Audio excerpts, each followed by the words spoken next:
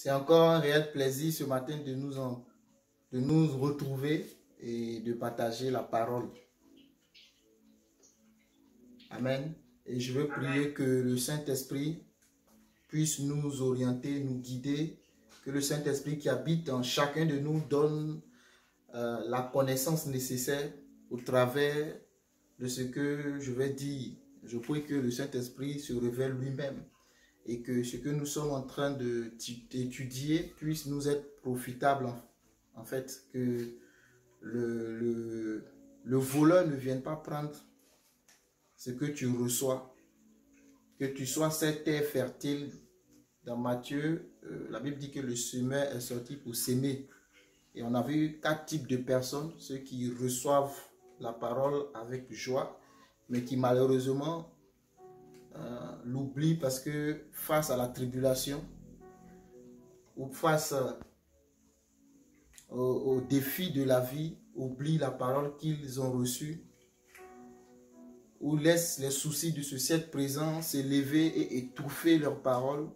Jésus a parlé de 4 types de personnes, mais je veux prier ce matin que tu sois parmi cette catégorie de personnes qui a reçu la parole, qui est tombée sur la bonne terre, qui a poussé, qui a donné des fruits. Amen. Et que les soucis de ce siècle n'envahissent pas, ne brûlent pas, ne consument pas, n'arrêtent pas les paroles, l'action de Dieu dans ta vie. Amen. C'est ma prière pour chacun de nous en ces jours. Que la grâce de Dieu, la faveur de Dieu, l'amour et la communion du Saint-Esprit soient notre partage. Amen. Que Dieu puisse nous instruire, car c'est la parole de Dieu qui nous aidera à grandir et à devenir les fils du Très-Haut. Nous devons atteindre la dimension de fils afin d'être héritier. Celui qui n'est pas fils aura du mal à hériter des promesses de Dieu. La Bible dit en Galates 4 que, verset 1, aussi longtemps que l'héritier demeure enfant, il ne diffère en rien de l'esclave, quoiqu'il soit le maître de tout. Donc, pour être le maître de tout, pour hériter pleinement notre bénédiction, les promesses que Dieu nous a faites, il faut atteindre la dimension de fils. Et la dimension de fils sous-entend qu'il faut commencer à recevoir la nourriture solide capable de pouvoir te donner les éléments nécessaires à ta croissance spirituelle, tels que tu te nourris physiquement pour grandir, pour fortifier tes os et à être en très bonne santé. Il faut que tu te nourrisses spirituellement par la parole de Dieu, rempli de la parole de Dieu, et que tu puisses croître à la stature de Christ. La Bible dit que Jésus-Christ croissait en stature, en sagesse et en grâce devant Dieu et devant les hommes. Donc devant Dieu, il y avait une évaluation de l'avancement de Jésus. Ensuite, devant les hommes, Dieu constatait que son fils Jésus grandissait physiquement. Il grandissait aussi dans le spirituel. La grâce et la faveur de Dieu étaient dans sa vie. Et les hommes aussi remarquaient cela. Ça veut dire que pour toi et moi, il faut qu'on puisse remarquer. Pendant que Dieu remarque que tu es en train de grandir, en train d'atteindre la dimension, il faut aussi que les hommes puissent remarquer que vos lumières luisent devant vous, afin que vos œuvres soient vues des hommes. Amen. Et pour cela, il te faut la parole de Dieu.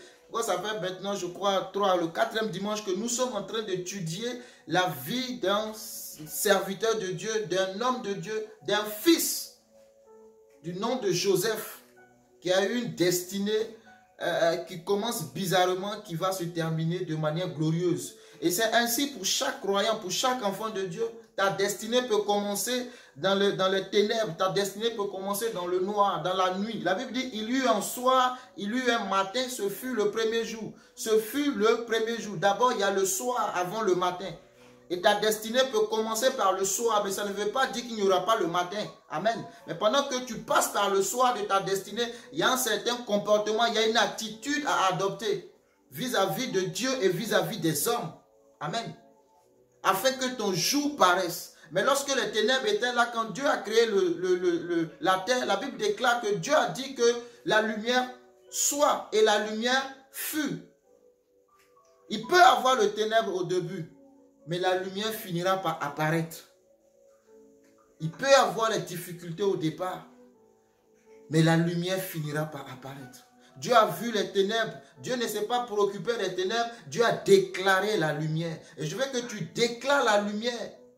Quand il y a les ténèbres, ce n'est pas les ténèbres qu'il faut déclarer, mais c'est la lumière qu'il faut déclarer. C'est la lumière qu'il faut acclamer. C'est la lumière qu'il faut célébrer. Et Jésus-Christ est notre lumière.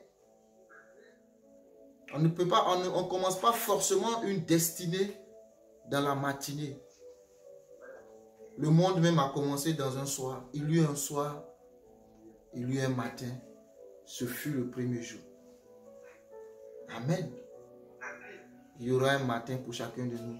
Et que je t'encourage que ces enseignements ne soient pas une parole de trop, mais que ce soit une révélation de plus. Amen. Que ne soit pas une parole de trop, mais une révélation de plus. Que ça puisse t'aider à grandir. Mon désir, c'est que tu puisses grandir, que tu atteignes la stature que Dieu veut pour toi, la dimension que Dieu veut pour toi. C'est mon désir et c'est ma prière pour toi. C'est pourquoi je prends le temps de nous enseigner, de nous aider à pouvoir avancer avec l'histoire de Joseph. Et mon grand thème que j'avais donné, c'est « Oint pour la mission ». Oint pour la mission. Et nous sommes en train de traiter le sous-thème de l'onction quand elle arrive dans ta vie. Donc, les vents contraires de l'onction. Parce que quand l'onction arrive dans ta vie, comme je te l'ai dit, il y a d'abord un soir avant un matin. Il y a d'abord le puits avant le palais. Il y a d'abord la prison avant la cour royale. Il y a d'abord les accusations injustes avant la justification. La Bible dit que ceux que Dieu a connus d'avance, il les a prédestinés à être semblables à son fils premier-né. Ceux qu'il a connus d'avance, il les a appelés. Ceux qu'il a appelés, il les a justifiés. Ceux qu'il a justifiés, il les a glorifiés. C'est un processus. Dieu te justifiera afin que tu rentres dans ta gloire. Accusé injustement, Dieu te justifiera. Que la justice de Dieu demeure avec chacun de nous dans le nom de Jésus. Amen. Amen. Qui se rappelle un peu de ce qu'on a dit pendant les 3 premières parties. Un résumé.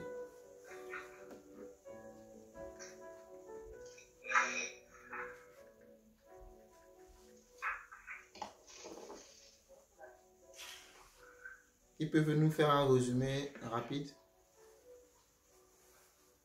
de ce qu'il aura retenu des 3 premières parties? Oui, pour la mission, on a parlé de Joseph. Oui. Et on a dit que l'onction, c'est une puissance, c'est la puissance pour accomplir une mission. Amen. Et cette onction ne vient pas par hasard. Et l'onction amène des vents contraires à la prophétie. Amen. Donc, et l'onction attire les épreuves. Amen. Après, on a vu Joseph qui a été, l'exemple de Joseph qui a été vendu par ses frères et il a atterri dans la maison de Potiphar. Amen. Et de là, il était bien, Potiphar lui a tout confié, mais comme ce n'est pas sa destination finale, Amen. il a encore soulevé la femme de Potiphar a lui apporté encore d'autres problèmes et de là, il atterrit maintenant dans une prison. Et ce n'est pas n'importe quelle prison, c'est la prison où on met les gens du roi, c'est-à-dire l'entourage du roi. Quand ils sont. Donc, pour que il puisse aller maintenant vers sa destination. Donc, Amen. là, bon, c'est Amen, amen, amen, amen. Que Dieu te bénisse pour ce résumé qui dit tout. Amen. Amen. Que Dieu te bénisse. Amen. De ce que tu n'as pas oublié la parole. Ça motive, ça encourage. Ça veut dire que la parole ne tombe pas dans les oreilles d'un sourd. Amen. Amen. C'est un très bel résumé des différentes étapes de la vie de Joseph. Et aujourd'hui, on va essayer de continuer. Je pense, je crois, je veux le finir aujourd'hui, mais que Dieu me fasse grâce. Mais bon, que le Saint-Esprit fasse. Amen. Parce que j'ai envie de le finir. Tu vois, ça te fait du bien, n'est-ce pas? Oui. Et je vais le finir. Et en même temps, le finir, je risque de courir en fait. Et je ne veux pas que tu rates les points et les clés de cet enseignement en fait. Donc, je ferai selon le rythme que Dieu me donnera. Amen. Amen. Alléluia. Donc, on va continuer. Comme notre soeur, notre maman a si bien expliqué, Joseph a été vendu par ses frères. Il a péri chez Potiphar, vendu par les Ismaélites à Potiphar. Et sa femme rentre en action. Joseph est propulsé dans la prison. C'est des vents contraires. C'est des vents contraires. Pourquoi je dis vents contraires? Parce que ce n'est pas ce que Joseph a vu dans son songe. Joseph, dans son songe, il a vu des étoiles. Il a vu le soleil. Il a vu la lune. Il n'a pas vu le vent, il n'a pas vu la prison, il n'a pas vu la trahison de ses frères, il n'a pas vu non plus le puits, il n'a pas vu la prison. Vous voyez, il n'a pas vu toutes ces choses-là. Mais ces choses arrivent dans sa vie, alors que Dieu ne lui a pas montré. Dieu lui a montré les étoiles. Aujourd'hui, quand tu es une star dans le monde, une étoile, c'est une star en anglais. Tout le monde veut être une étoile, tout le monde veut être une star. Tout le monde veut briller, tout le monde veut passer... aux yeux du monde, on veut être acclamé, on veut être ovationné, on veut être vu. Et il y a deux chemins. Il y a le chemin de la vérité et la vie, mais il y a aussi le chemin de la perdition. La Bible déclare que large et spacieux est celui qui amène à la perdition, mais resserré, étroit, mince est celui qui mène à la vie. Pourtant, c'est ce chemin-là qu'il faut choisir. Mais malheureusement, peu de personnes le trouvent. Peu de personnes empruntent ce chemin-là. Parce que tous, à la course de la richesse, de la gloire, nous voulons facilement, nous voulons emprunter le chemin qui est large, le boulevard, là où on peut appuyer l'accélérateur à une vitesse très élevée. Alors que dans le chemin, le couloir qui est resserré, à peine tu roules à 30 km/h, à peine tu trouves le chemin. Mais c'est un chemin sûr. Et ce chemin te conduira dans la vie éternelle. C'est ce chemin-là que nous devons emprunter. Ce n'est pas le chemin de la facilité. Ce n'est pas le chemin où le diable vient nous faire des propositions. Et plusieurs tombent dans la séduction du monde, la convoitise du monde, l'orgueil de la vie, acceptent les propositions du diable, se confient au diable afin d'être élevé. Mais c'est pour un temps. Combien de temps vivras-tu? Combien de temps existeras-tu sur cette terre? Les plus robustes, si tu en as eu, c'est 120 ans. Combien sont morts à 120 ans? Sinon, c'est 80. Pour 80 ans, qui c'est comme un éclair dans l'éternité. Tu acceptes de vendre ton âme, ce que tu as de plus précieux, au Seigneur Jésus-Christ, au diable. Donne-le au Seigneur Jésus-Christ.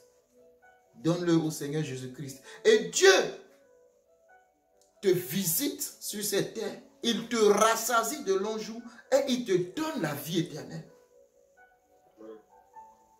Laisse-moi faire une parenthèse avant de poursuivre. Les gens pensent que quand on vient en Christ, quand on est au Seigneur Jésus-Christ, notre vie se résume au malheur. Notre vie se résume à la médiocrité. Notre vie se résume à l'échec. Notre vie se résume, je ne sais pas moi, au manque. Les chrétiens sont les personnes les plus misérables. Les chrétiens sont les personnes qui sont tout le temps en train de demander, en train de quémander. Et que le chrétien doit vivre une vie modeste, une vie, je ne sais pas moi, quel terme utiliser, une vie qui fait pitié, pour qu'on sache que tu es chrétien. Il faut avoir le foulard attaché de la tête jusqu'aux pieds. Il faut t'habiller bizarrement pour qu'on sache que oui, tu as la crainte de Dieu. Mais laisse-moi te dire que c'est une erreur, c'est un mensonge du diable. Moi, j'ai étudié 3 personnes. J'ai vu Lazare, le pauvre, il est mort, il est allé au paradis, il est allé dans le sein d'Abraham. J'ai vu le riche mourir et aller en enfer. Donc le chrétien dit, je préfère être pauvre et aller en enfer. Si c'est ta part, il n'y a pas de problème. Ce n'est pas mauvais. Tu subiras la vie. Tu quémanderas tous les jours. Tu mourras. Tu mangeras dans la poubelle comme Lazare. Même ce que les chiens mangeaient, Lazare n'a trouvé pas pour manger. Mais est-ce la volonté parfaite de Dieu? Pour ma part, je dis non. Parce que lorsque Dieu crée l'homme, il le met dans un jardin dans lequel il y avait tout pour son épanouissement. Il y avait tout pour sa réussite. Il y avait tout pour qu'il soit à l'aise. Ça, c'était le plan initial. Le riche, il est mort, il est allé en enfer. Mais j'ai découvert une autre personne. Alléluia. J'ai découvert une autre personne du nom d'Abraham qui a été béni par Dieu. Il est devenu très puissant, très riche. Avant même qu'il quitte son père, avant qu'il n'arrive, qu'il commence sa mission avec Dieu, il était déjà béni quelque part. Mais Dieu va encore le bénir. Et la Bible me dit qu'Abraham était riche et Abraham est mort riche et il était rassasié de ses jours. Moi, je suis de cette race. Je suis de la descendance d'Abraham. Je ne suis ni Lazare ni le riche. Le problème, ce n'est pas la richesse, mais le problème, c'est l'état de ton cœur. Et parce que tu... Bon, je ferme la parenthèse et on continue. Amen, revenons à Joseph. Donc, Joseph est en prison et on a vu que les chansons et le panetier ont eu des songes. Joseph était le garde de ces deux personnes parce que quand Joseph arrive en prison, la Bible déclare que l'Éternel fut avec lui et Dieu le mit en faveur devant le chef de la prison. Et ce qui a attiré mon attention, c'est que quand vous lisez l'histoire de Joseph, vous allez voir que Joseph, depuis qu'il a quitté la maison de son père, il ne rencontre que des personnes de haut rang, des personnes élevées. Il ne rencontre pas n'importe qui. Il rencontre Potiphar qui est un officier, chef des gardes de l'armée de Joseph. Il va en prison, il rencontre le chef de la prison. Et sur ceux qui sont sous sa responsabilité, il y a encore deux chefs. C'est une histoire de chefferie. C'est une histoire d'étoile. Donc ceux qui viennent dans ta vie, fais très attention. Et regarde-les, étudie leur vie, vois leur comportement. Ils peuvent t'enseigner quelque chose sur ta propre vie. C'est une histoire d'étoile.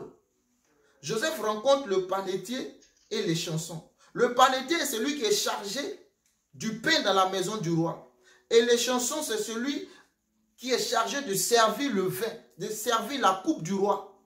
Et c'est une personne très importante parce qu'il faut une confiance absolue pour le choisir. Si le roi n'a pas confiance, pourquoi? Parce qu'on peut empoisonner le roi. Donc c'est celui-là qu'il faut faire très attention. Quand tu as une chanson dans ta vie, sache le choisir. C'est quelqu'un de très fidèle et de très loyal. Mais quelque chose s'est passé et le roi les a jetés en prison. Et donc Joseph est au-dessus d'eux.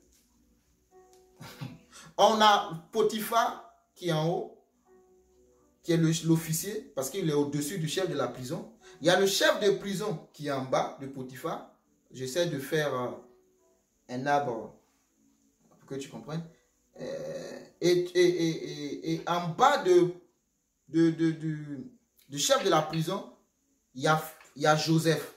Maintenant, les deux autres sont aussi des officiers. Les chansons et le panetier, c'est des officiers. Mais ils viennent en bas de Joseph dans la prison. Ça veut dire que Joseph est élevé au-dessus d'eux. Joseph les garde. Et un jour, ils ont un songe. Joseph les voit tristes. Il dit, les gars, qu'est-ce qui se passe? Chacun raconte son songe. Il dit à les chansons que dans 3 jours, le roi va te rétablir dans tes fonctions. Mais ne m'oublie pas. Parle de moi au roi. Mais par contre, il dit au panetier, c'est gâté, mon gars. Il y a la mort, l'ange de la mort plane sur ta tête. Pour toi, c'est fini. Et les deux songes que Joseph explique vont s'accomplir. Les chansons vont être rétablies. Le panetier va être pendu. Et la Bible nous enseigne à la fin de Genèse 40 que le chanson a oublié Joseph. Amen. Joseph s'est dit, voici l'occasion pour moi d'être libéré. Mais cette occasion n'était pas l'occasion favorable de Dieu. Voici l'occasion pour moi de sortir de la situation. Voici pour moi l'occasion de retrouver ma liberté. Voici pour moi l'occasion de recommencer. Mais ce n'était pas la bonne occasion. Mieux vaut attendre l'occasion de Dieu. Amen. Et on va continuer. La Bible dit que on oublia Joseph et je vais te lire Genèse chapitre 41. Joseph a vu l'étoile et l'étoile en Égypte est représentée par Pharaon. Quand je dis représenté par Pharaon, ça veut dire que c'est Pharaon qui avait la fonction la plus élevée. Donc si on parle d'étoile dans la nation égyptienne, on voit Pharaon qui est à la tête. Dieu a montré une étoile à Joseph et il faut que Joseph arrive à cette étoile. Mais Joseph est passé par des tribulations, par des épreuves. Par moments, il y a eu des zones de confort. Mais l'Éternel l'a réveillé. Fils, lève-toi. Ce n'est pas là, chez Potiphar, la destination finale. Il faut aller à la cour royale. Donc Dieu permet qu'il y a deux personnes qui entrent en contact avec Joseph, qui connaissent le roi. Un est pendu, il va mourir, mais l'autre va continuer de vivre. Et la Bible dit, Genèse 41, au bout de 2 ans, Pharaon eut un songe. Voici, il se tenait près du fleuve. Et voici 7 vaches belles à voir et grasses de chair montaient hors du fleuve et s'est mis à paître dans la prairie. Je ne vais pas lire toute l'histoire. Je vais te laisser lire toi-même toute l'histoire. Le verset 1 qui m'intéresse dit, au bout de 2 ans, ça veut dire que l'échanson est sorti et 2 ans après, donc Joseph est resté encore 2 ans dans la prison. Ah, il croyait que c'était fini. Il croyait que il allait sortir, quand l'échanson est sorti, il allait parler de lui. Mais voilà qu'on oublie encore pour 2 ans. Dieu a affaire au roi Pharaon. Dieu donne un songe à Pharaon, pas 2 songes. Dieu donne 2 songes à Pharaon. N'oublie pas, garde en mémoire que c'est le songe qui a envoyé Joseph dans les problèmes. C'est le songe qui a envoyé Joseph dans les problèmes. Et c'est par un songe interprété que un est rétabli dans ses fonctions. Le songe le suit. Dieu lui a donné le don d'interpréter les songes. Et je fais une parenthèse pour te dire que le don que Dieu t'a donné, chéris-le, garde-le, utilise-le à bon escient, utilise-le pour les autres. Parce que c'est ce même don qui sera capable de t'élever. Dieu t'a donné un talent, Dieu t'a donné un don, et tu n'utilises pas le don que Dieu t'a donné. Alors que c'est par ce don que Dieu va te bénir. Amen. Mais tu ne fais pas le travail de Dieu avec le don qu'il t'a donné. Mais tu pries Dieu pour recevoir la bénédiction. Alors que Dieu a déposé en toi un don, un talent. Mais utilise-le. Joseph a utilisé son talent, son don pour pouvoir interpréter le songe de 2 personnes qui sont libérées.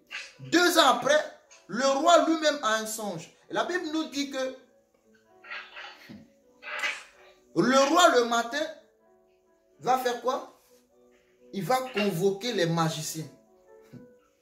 Il va convoquer tous ceux et toutes celles qui sont capables d'interpréter son songe. Dieu se souvient de Joseph. Ça fait 2 ans de plus. Quand Joseph quitte la maison de son père, il a 17 ans. Il a 2 ans de la prison. Quel âge a Joseph? Joseph n'est plus un enfant. Dieu va se souvenir de Joseph. Dieu va se souvenir de la promesse et de la vision qu'il a donnée à Joseph. Dieu a toujours un souvenir te concernant. C'est pourquoi n'arrête pas de faire les bonnes actions. Quand je suis en train de parler de Joseph, ne t'attends pas à ce que je cours en te racontant tout Joseph, mais je ramène toujours à notre propre vie. C'est ça la leçon, c'est ça la méditation de la parole. C'est de ramener la parole à soi. C'est pas la lie et de dire ça, c'est Joseph. Mais tu la ramènes à toi. Et tu tires les bonnes conclusions. Tu les appliques à ta vie. Amen. Donc, Dieu a eu un souvenir concernant Joseph. Ça fait 2 ans qu'ils l'ont oublié, que les chansons l'ont oublié. La Bible dit que les chansons a continué de faire sa fête. Il continue de servir à la table du roi. Il ne parle même pas de Joseph. Il n'y a même pas un jour, il prend son téléphone pour dire « Allô Joseph, comment se passe? Ça se passe en prison. Écoute, je passe t'apporter un sac de riz. » Il est en prison. Je passe t'apporter une bouteille de vin. Il est en prison. Les chansons l'ont oublié. Est-ce que les chansons sont mauvais? Pour nous les hommes, oui. Soyons vrais, non. Je t'ai fait du bien, tu m'as oublié. Tu ne m'appelles même pas pour savoir si tout se passe bien. Mais pour Dieu, c'est son plan, c'est son action, c'est son intention que Joseph soit oublié. Abraham a dit, merci Saint-Esprit, Abraham a dit au roi de Sodome et Gomorrhe, quand il allait libérer Lot, son neveu, et en libérant Lot, il a libéré tout le peuple de Sodome et Gomorrhe et ainsi que leurs biens. Le roi de Lot lui a dit, l'histoire se trouve dans Genèse 14, 15. Il lui a dit, écoute, tu reviens de la guerre parce que nous avons fui la guerre. Nous avons fui la guerre quand nous nous sommes révoltés à la 13e année contre le roi Cadélaomer et sa suite. Et ils nous ont battus, nous avons fui. Et ils ont ramené nos hommes, ils ont ramené nos butins, ils ont ramené nos biens, nos femmes. Et Lot était parmi. Donc quelqu'un vient dire à Abraham, ton neveu Lot a été enlevé. Et Lot arme 300 personnes, et pardon, Abraham arme 300 personnes et il part pour délivrer son neveu Lot. Et il remporte la guerre. Et en Genèse 15, la Bible nous dit qu'il y a un homme du nom de Melchisedec, un roi de Salem. Et Hébreu 7 le décrit très bien, un roi qui n'a ni commencement ni fin, qui n'a ni père ni mère. Qui est ce roi? Si ce n'est l'Éternel des armées. Il dit, béni soit Abraham, béni soit le Dieu Abraham qui t'a donné la victoire sur tes ennemis.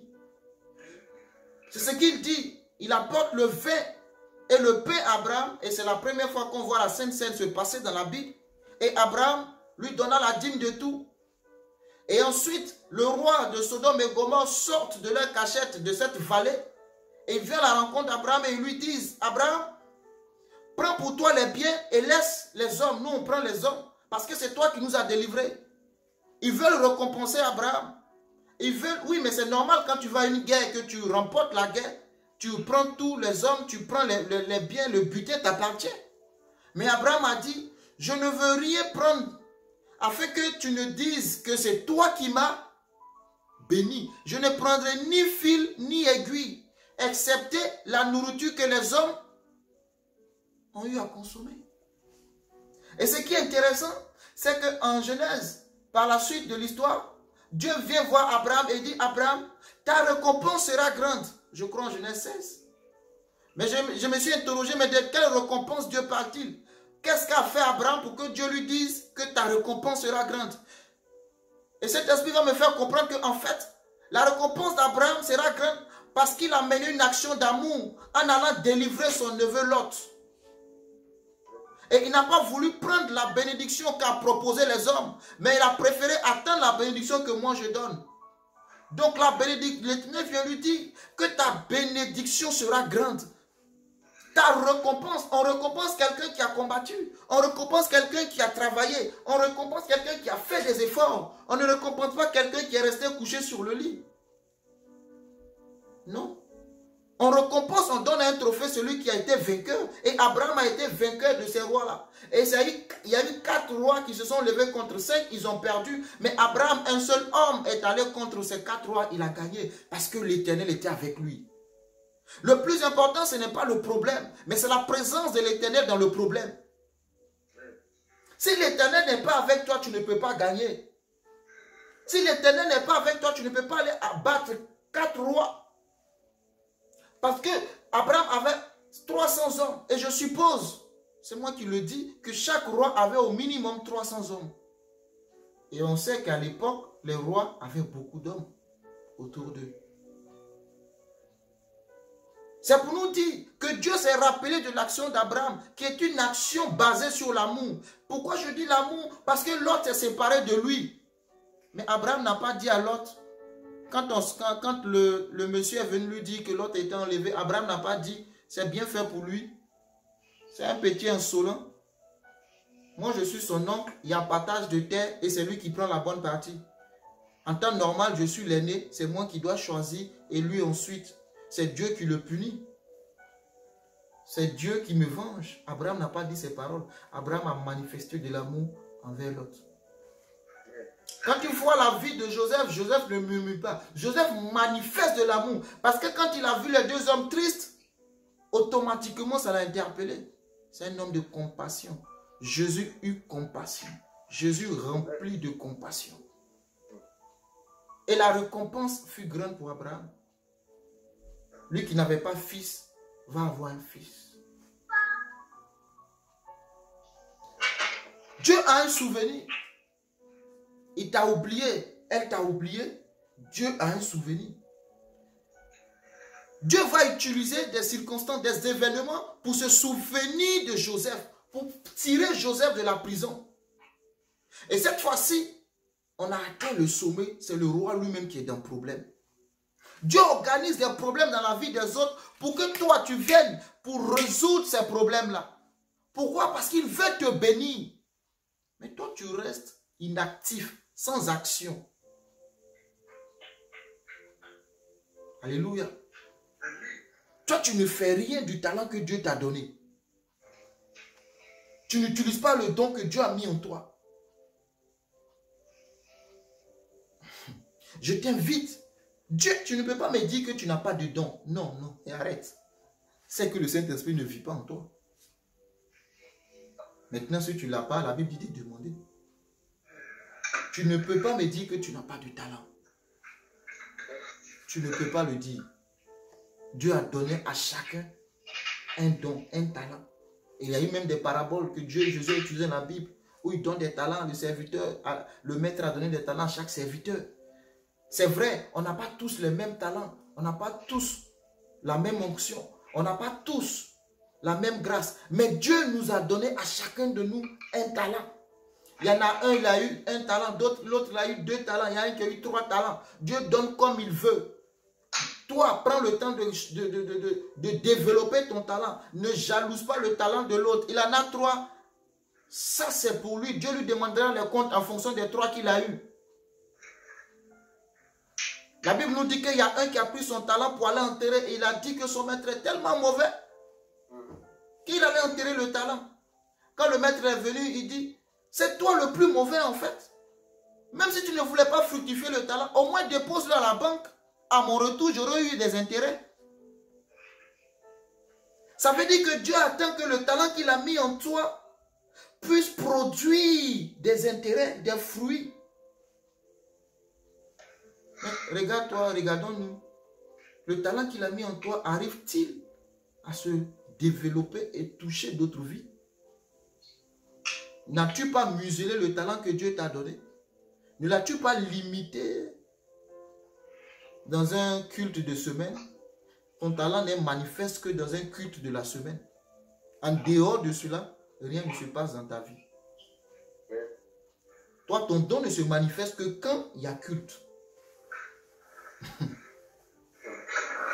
Dieu t'a pas appelé en 4 murs seulement. Hein. Aller faire des nations des disciples. Tu n'as pas appelé en 4 murs. Ne te limite pas à 4 murs. Non. Dieu attend que le seul talent qu'il a mis en toi, le seul don qu'il a déposé en toi, que tu puisses le multiplier, que tu puisses le fructifier, que tu génères des intérêts pour le royaume, bien sûr. Il dira bon et fidèle serviteur. C'est ce que la Bible dit, non? Oui. Bon et fidèle serviteur. Rentre dans le repos de ton maître. Jésus pourra-t-il te dire bon et fidèle serviteur?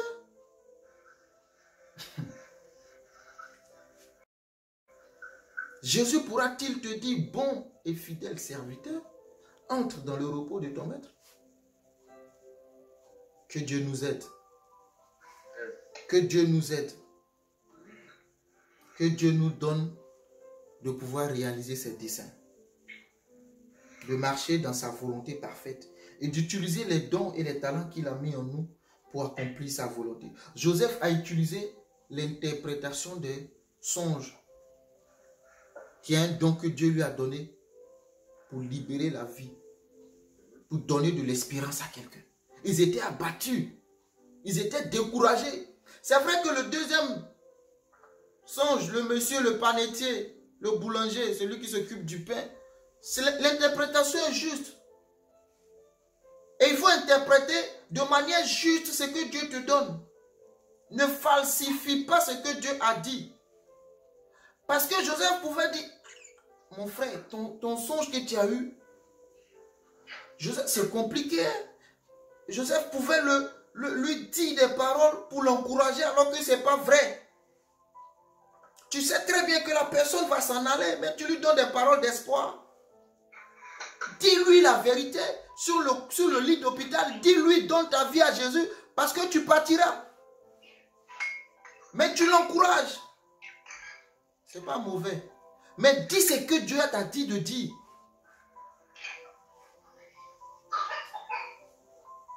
Amen. Joseph a dit, écoute, tu sortiras, tu seras pendu, point. Moi, ce n'est pas moi qui t'ai montré le songe. Je t'ai interprété le songe. Celui qui t'a montré le songe va régler avec lui. Amen. Ne falsifie pas ce que Dieu t'a montré. Dis-le textuellement.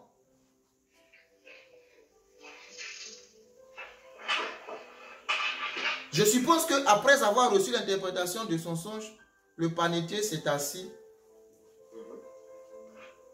S'il a été sage, tu lui as dit la vérité. Il dit, prie pour moi, pour qu'au moins j'ai le salut. Parce que on va me pendre. Certainement qu'il a appelé sa femme quand ils sont venus à ses enfants lui rendre visite dans la prison pour dire, madame, mes enfants, je vous aime bien, mais ma fin est proche. Priez pour moi afin que mon âme soit sauvée. Mais on veut tellement s'accrocher à la vie que même là où il y a la mort, on préfère dire qu'il y aura la vie. C'est fini, c'est fini. Tous nous partirons. Tous nous partirons. Ce que Dieu veut, c'est le salut de l'âme. Ce n'est pas la mort. Non. Regardez, quand tu mets une graine en terre, il faut que la graine meure d'abord avant de pousser. Aïe, aïe. Ça c'est la vie éternelle. Ça, c'est la vie Zoé. La vie qui vient dans la mort. Et si la personne est morte dans Jésus, la personne a la vie Zoé, la vie de Dieu. Mais si la personne meurt sans Jésus, parce que tu t'accroches à ce qu'elle vive, mais elle perdra la vie éternelle. Mais la Bible dit que le ciel est dans la joie quand une âme est gagnée. Gagnée, pas venir taper les mains à l'église. Gagnée parce que cette âme est rentrée dans le royaume. Elle marche maintenant. Elle vit maintenant dans la parole de Dieu. Elle est une nouvelle créature. Moi, je vous ai dit que cette histoire, est-ce que je vais le terminer? Il n'y a pas de souci. C'est trop doux. Il n'y a pas de... Pasteur, c'est quoi la vie Zoé? La vie Zoé, c'est la vie de Dieu. Ce n'est pas la vie que nous avons. C'est ce qui fait la différence quand le païen dit, mais tu crois en Jésus, tu as la vie, moi aussi j'ai la vie, je n'ai pas Jésus. Ce n'est pas de cette vie qu'il s'agit. La vie Zoé, c'est la vie de Dieu. C'est cette vie que Dieu met en toi qui te rend immortel, j'ai envie de dire. C'est-à-dire, même quand tu meurs, tu auras la vie éternelle. Parce que pour vivre éternellement, il faut l'éternel. C'est lui seul qui est éternel. Donc il faut qu'il soit en toi. Quand on dit que nous serons éternels, vivants avec Dieu, c'est parce que l'éternel nous aura rempli de lui sa vie. Sinon le soleil se lève sur le bon, sur le méchant. Le méchant, il a la vie. Tu as aussi la vie. Mais la différence c'est que toi tu as la vie Zoé. La vie Zoé c'est la vie de Dieu. C'est pourquoi quand la graine, je te disais tout à l'heure, le cultivateur met la graine en terre, la graine meurt d'abord. Si tu as fait les champs, tu sais de quoi je parle. Avant que la graine pousse, elle meurt. De la mort de la graine sort la vie. C'est la vie de Dieu. Il y a eu l'action de l'homme, c'est de mettre la graine en terre. Il y a maintenant l'action de Dieu, c'est de faire pousser la graine. Qui fait pousser une graine? Ce n'est pas le cultivateur. Le cultivateur, son action, c'est de mettre la graine en terre. C'est Dieu seul qui fait pousser la graine. Donc c'est cette vie que Dieu veut pour nous, la vie Zoé, que même mort, nous sommes vivants. Jésus a dit, si tu perds ta vie à cause de moi, tu la retrouveras. En fait, c'est la vie Zoé qui te ramènera à la surface. J'ai été un peu clair? C'est bon? Oui, ça va. Donc, c'est ça que Dieu veut pour nous.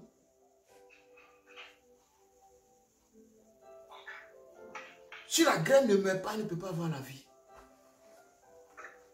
Quand tu es baptisé, on dit que tu es mort, enseveli et ressuscité avec lui. Tu renais avec la vie de Christ. Merci Saint-Esprit. Vous savez, je disais avant-hier à une veillée que le chrétien n'est pas une version améliorée de son ancienne vie. Le chrétien n'est pas une personne améliorée. Ce n'est pas un update, une mise à jour de sa vie passée. Ça veut dire quoi? Je m'explique. Quand on devient chrétien, on se dit que, par exemple, j'étais voleur et je ne vole plus. Donc, je suis une version améliorée. C'est comme ça qu'on se voit en tant que chrétien. Mais c'est une erreur. Je t'explique pourquoi je te le dis comme ça. Peut-être tu me diras. N'hésite pas, hein, si tu n'es pas d'accord, dis-moi je ne suis pas d'accord. Et puis voilà. C'est la parole de Dieu. Le Saint-Esprit va tous nous éclairer. Moi, je dis, je ne suis pas d'accord. Tu n'es pas une version améliorée. Tu es une nouvelle version. Tu es une nouvelle créature.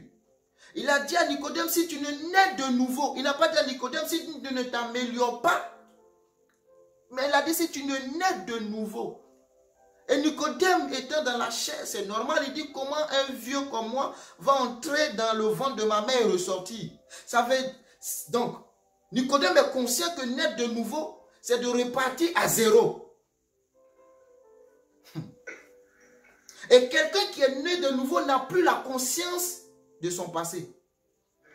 Je vous pose une question. Celui qui est né aujourd'hui, a-t-il une vie passée? Se rappelle-t-il de ce qui s'est passé dans le ventre de sa mère? Maintenant, toi, tu deviens que la Bible dit que tu es né de nouveau.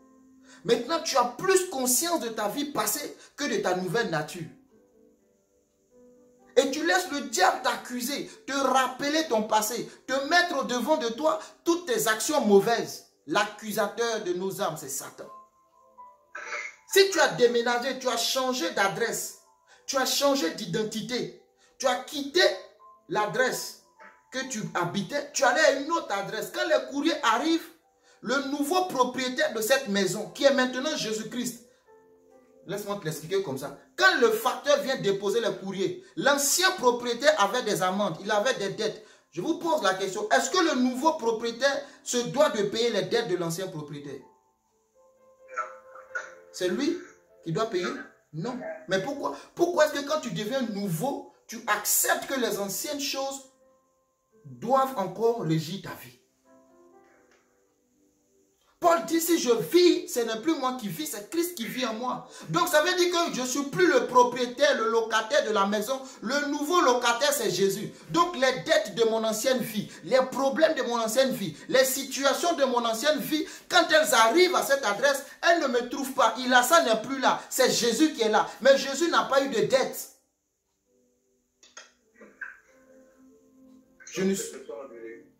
Tout est annulé. Tout acte qui vous condamnait a été déchiré. Mais c'est parce que nous avons plus conscience de notre ancienne vie, plus conscience de la présence des problèmes, des difficultés, au lieu d'être plus conscients que nous avons une nouvelle nature. Et Pierre dit que nous sommes maintenant participants de la nature divine, de la race divine. Et Dieu,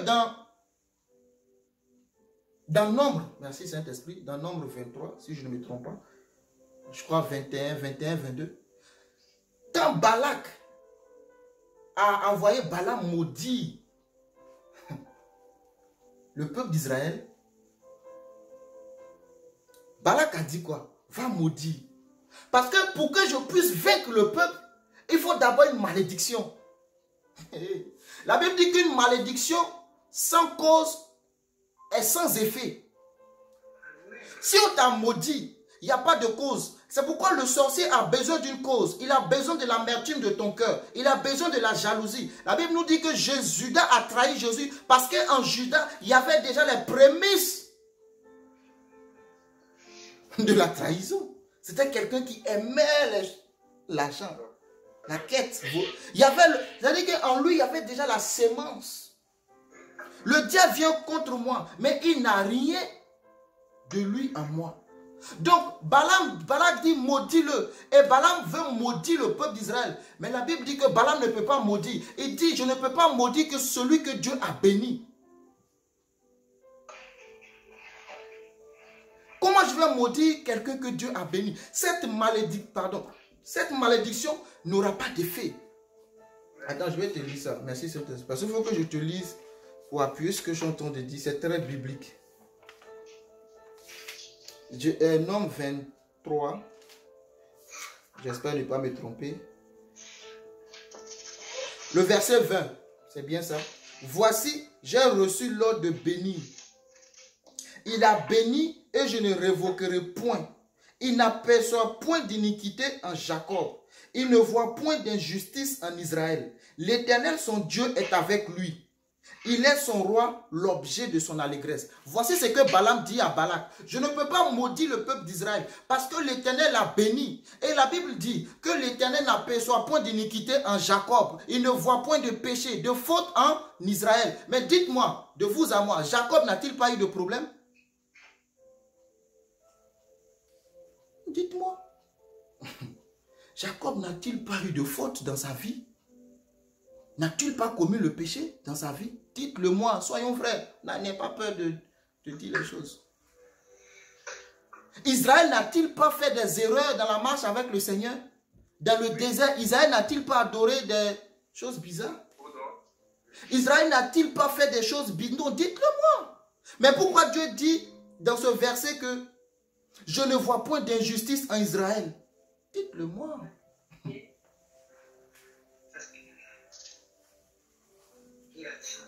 La justice de Dieu, la miséricorde de Dieu envoie Dieu à te voir juste même quand tu es injuste. Je veux que tu puisses rentrer dans cette dimension de la miséricorde de Dieu. Je veux que tu puisses rentrer dans cette justice de Dieu.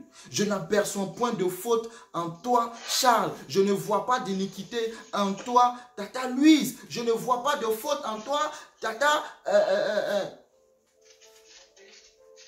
mets le nom que tu veux. Je ne sais pas. Mets ton nom.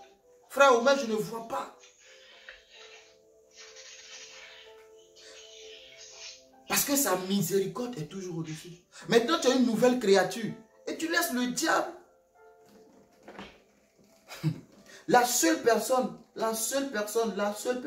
qui est capable d'arrêter sa destinée, c'est toi et toi seul.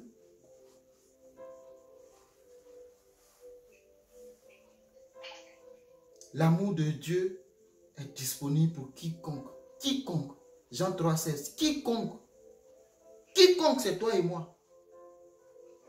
Quiconque, ce n'est pas les chrétiens. Quiconque, c'est celui qui a accepté Jésus-Christ. Quiconque croit en aura la vie éternelle. Quiconque croit aura la vie de Dieu. Quiconque. Balaam dit, je ne peux pas mourir, maudit ce que Dieu a béni. Maintenant, peut-être que je vais m'arrêter là. C'est compliqué. Maintenant, Dieu a béni Abraham, n'est-ce pas? Dieu a dit à Abraham, je bénirai ceux qui te béniront, je maudirai ceux qui te maudiront. Maintenant, en Galates chapitre 3, la Bible dit que nous sommes descendants d'Abraham si nous avons la foi en Jésus-Christ. N'est-ce pas? Vous êtes avec moi? Nous sommes fils d'Abraham. Les Juifs se réclamaient fils d'Abraham quand ils échangeaient avec Jésus. Et Jésus leur a dit, si vous étiez fils d'Abraham, vous n'aurez pas accompli les œuvres que vous êtes en train de faire. Et Galates nous dit que est fils d'Abraham, c'est lui qui a la foi en Jésus-Christ. Galates 3, 26, merci Saint-Esprit. Car vous êtes tous par la foi fils de Dieu en Christ. En effet, vous tous qui avez reçu le baptême de Christ, vous avez revêtu le Christ.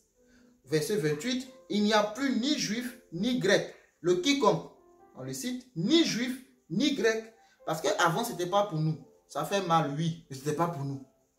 Je continue. Il n'y a plus ni esclave ni homme libre. Il n'y a plus ni homme ni femme. Car vous tous, vous êtes un en Jésus-Christ. Et il termine au 29. Et si vous appartenez au Christ, alors vous êtes la descendance d'Abraham, héritier selon la promesse. Et j'aime ça. Descendant d'Abraham, héritier selon la promesse. Descendant d'Abraham, héritier selon la promesse. La condition, c'est d'être fils. Accepter Jésus-Christ.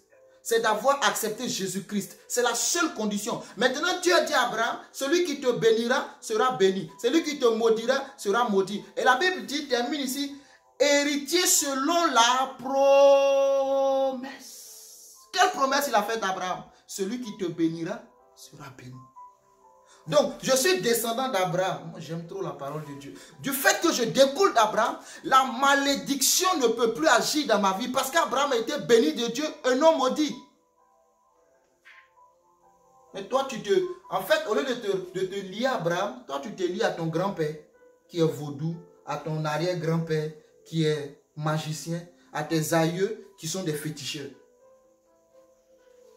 Toi, tu te reconnais dans leur... Tu dis, voilà, je suis descendant de Kwame Nkrumah ou je ne sais qui était de loge mystique, satanique, grand prêtre de vaudou quelque part. Je suis descendant de... Mais ils sont maudits.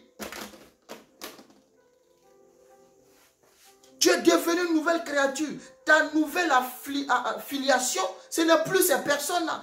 Biologiquement, oui, ce sont tes parents. Mais le chrétien ne vit pas biologiquement. Il vit spirituellement. Abraham a été béni. Je suis descendant d'Abraham. Moi, quand tu me vois, moi, je suis béni de Dieu.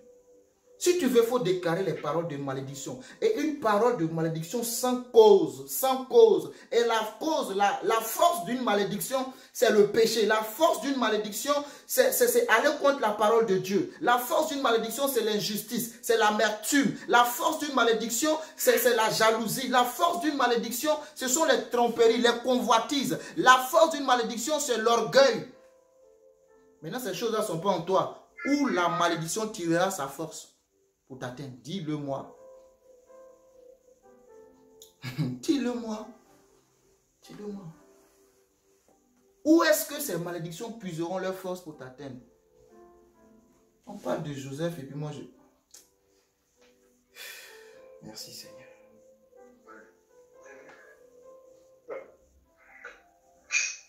Ça même, ça faisait pas partie de mon message.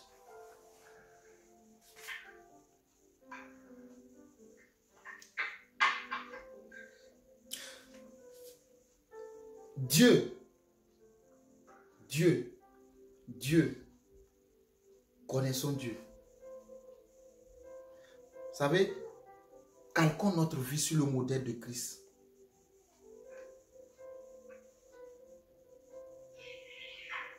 On a commencé à parler de don de Joseph et on fait tous ces détours-là. J'espère que ça va aider quelqu'un. J'espère. J'espère. Calquons notre vie sur le modèle de Christ. Nous sommes une nouvelle personne. Nous sommes une nouvelle personne. Le nouveau locataire de la maison. La maison, c'est ton corps, le temple. La Bible dit que c'est le temple du Saint-Esprit. Donc, le nouveau locataire. Sinon, le nouveau propriétaire, c'est Jésus-Christ. Mais quelle malédiction peut atteindre Jésus-Christ? Quelle malédiction peut atteindre Jésus-Christ? Si vous êtes en Christ, quelle malédiction?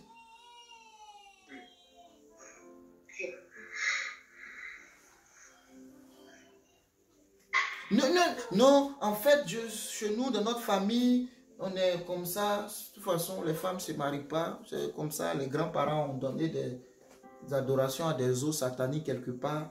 Donc bon, nous, de toute façon, ma grande soeur ne s'est jamais mariée. L'année dernière, bon, elle était fiancée, ça s'est mal passé. Donc bon, vraiment, pasteur, je sais que bon, de toute façon, une femme peut vivre seule. Oui, une femme peut vivre seule si c'est ta volonté, mais pas par contrainte. Un homme peut vivre seul. Bon, nous, quand on se marie, au bout de 2 ans, c'est le divorce. On n'a jamais tenu une relation stable dans notre famille. Mon père même, d'ailleurs, voilà, s'est retrouvé avec 5-6 femmes. Finalement, il est mort avec prostate. Voilà. Chez nous, dans notre famille, on n'atteint pas 50 ans. Comme le disait un homme de Dieu en plus. Chez nous, dans notre famille, on n'atteint pas 50 ans. Parce que bon, 49 déjà, il y a la peur. Parce que papa est mort à 50 ans de telle maladie. Le grand frère est mort à 50 ans de telle maladie. L'autre est mort. Donc bon, je sais que j'ai bientôt 49. J'ai la peur au ventre parce que... Et puis tu es un serviteur de Dieu. Jésus. Vous savez, on acclame Jésus. J'ai mal au cœur. Moi, je veux la vérité. On suit Jésus, on acclame Jésus. Mais on a la conscience des ténèbres que de la présence de Dieu de notre vie.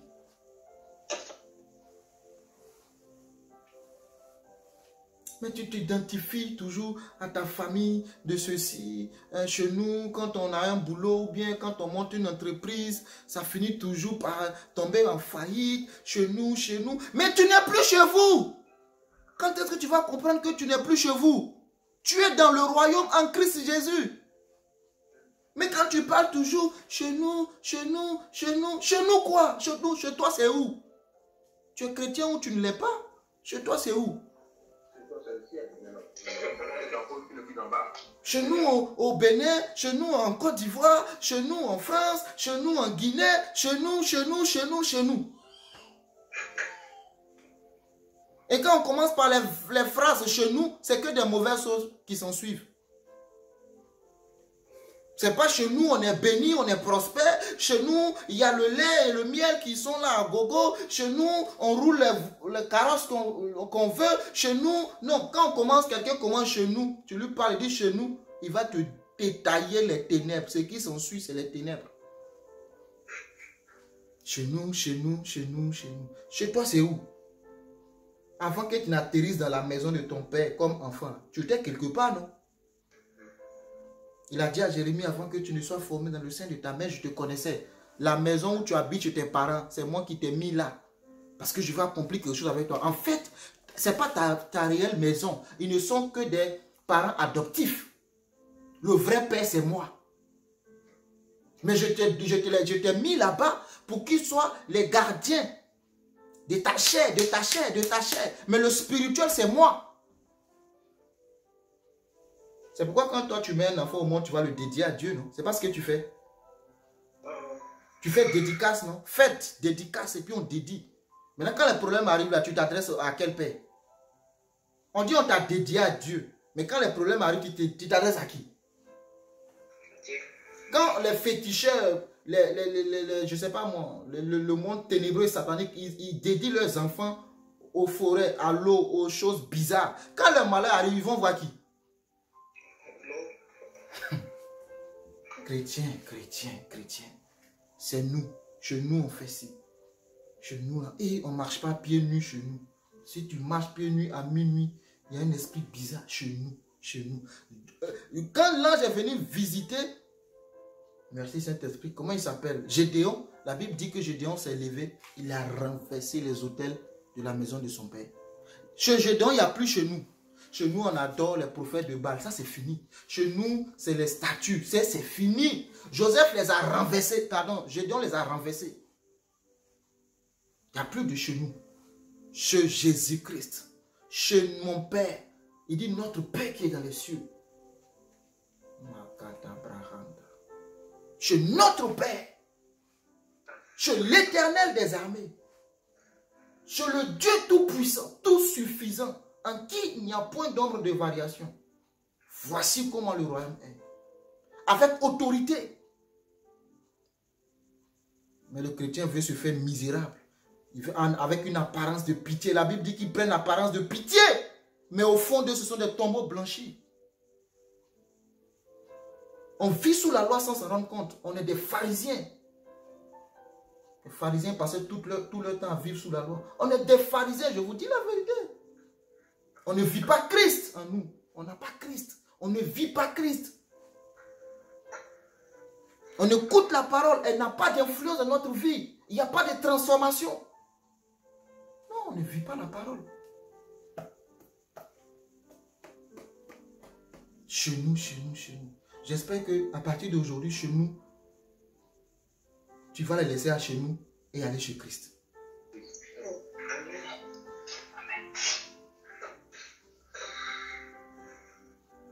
Arrête de te référer à chez nous, à chez mes parents, à chez mes aïeux. Je suis une nouvelle créature.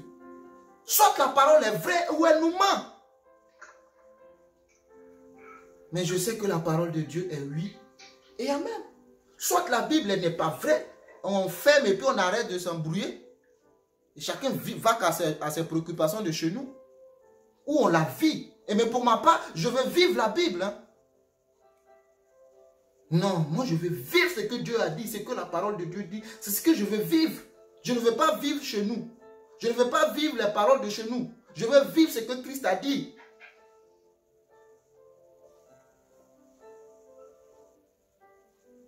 Chez nous.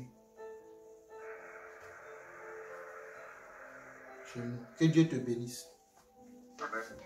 J'espère que je crois que c'est ce que le Saint-Esprit a voulu. Moi, je vais m'arrêter là. Que Dieu te bénisse. Joseph est toujours en prison. Peut-être que Dieu veut qu'il reste encore en prison pendant 2 ans. Il est toujours là-bas. Dimanche prochain, on va le libérer. Joseph reste encore en prison. Amen. Je voulais le libérer aujourd'hui pour aller à la cour royale. Mais il est toujours là-bas. Qu'il reste là. Que la volonté de Dieu soit faite. Que cette parole saisis-la. Relis-la, remédite-la. Je fais des vidéos, je fais des... je sais que vous enregistrez aussi déjà même, donc c'est bon. Réécoute-la. Si tu veux, je t'enverrai le lien. Je fais des vidéos pour moi-même, je réécoute. Souvent, je réécoute, ma femme se moque de moi. Okay? Comment quelqu'un prêche après, il se réécoute? Je dis, tu ne comprends pas. Toi, tu ne comprends pas d'abord. Moi-même, quand je finis là, je m'assois, j'écoute et puis je prends ma part moi-même. Pendant que je suis en train de te prêcher, le Saint-Esprit m'inspire, me donne des directives. Donc après, il faut que moi-même je reçoive. Paul a dit, hein, quand je traite durement mon corps, je le tiens assujetti afin de ne pas moi-même être rejeté après avoir prêché l'évangile. Je peux te prêcher l'évangile sous l'onction de Dieu et aller en enfer. Paul dit, je traite durement mon corps, je le tiens assujetti. Parce que moi aussi, je ne veux pas rater. Il ne faut pas penser que parce que tu es serviteur de Dieu, la parole c'est pour les autres. Hein. Non, non, non. C'est toi d'abord. Donc je m'enregistre, je m'assois, j'écoute, je prends note moi-même. J'ai mon cahier, je note et puis elle rigole. Amen. Amen. Que Dieu nous aide. Amen. Désolé d'avoir débordé. Il est l'heure. Je m'arrête là. Joseph est en prison. On va libérer Joseph par la grâce de Dieu le dimanche prochain. Amen. Je laisse la parole à l'homme de Dieu. Amen. Amen.